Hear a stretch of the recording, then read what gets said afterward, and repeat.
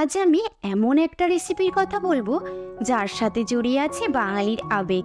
হ্যাঁ, ঠিকই ধরেছেন, আমি মোচার কথাই বলছি। আমার আজকের রেসিপি মোচার ঘন্ট। প্রথমে একটা মাঝারি সাইজের মোচাকে ছোট করে কেটে লবণ এবং হলুদ দিয়ে সেদ্ধ করে স্টেনারের সাহায্যে জল ছড়িয়ে নিলাম। এরপরে কড়াইয়ে সর্ষের তেল দিয়ে তেল গরম করে চৌকো করে কেটে রাখা আলুগুলোকে দিয়ে লবণ এবং হলুদ দিয়ে লাল করে ভেজে নিলাম। এরপরে ওই তেলেই একটা শুকনো লঙ্কা, একটা তেজপাতা, দুটো এলাচ, 1 চামচ জিরে ফোড়ন দিলাম।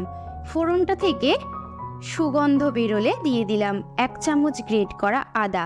আদাটা ভালো করে ভাজা হয়ে গেলে দিয়ে দিলাম 1/2 কাপ টমেটো কুচি, স্বাদ মতো লবণ, 1 চামচ হলুদ গুঁড়ো, 1 চামচ লঙ্কার গুঁড়ো, 1 চামচ জিরে গুঁড়ো এবং 1/2 চামচ ধনে গুঁড়ো দিয়ে অল্প পরিমাণে জল দিয়ে মশলাটাকে ভালো করে কষিয়ে নিতে হবে।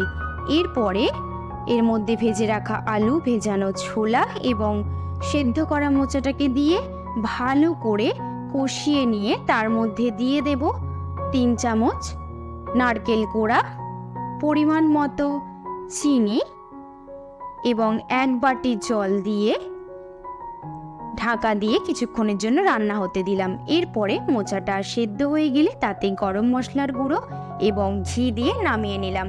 তৈরি হয়ে গেল আমাদের সম্পূর্ণ নিরামিষ মোচার ঘন্ট। আপনাদের মতামত কমেন্টে জানাতে ভুলবেন না। আর ভিডিওটি যদি ভালো লেগে থাকে তাহলে অবশ্যই ভিডিওটি লাইক করে প্রিয়জনের সাথে শেয়ার করবেন। আপনি যদি চ্যানেলে নতুন হয়ে থাকেন তাহলে আমার চ্যানেলটিকে সাবস্ক্রাইব করে নেবেন।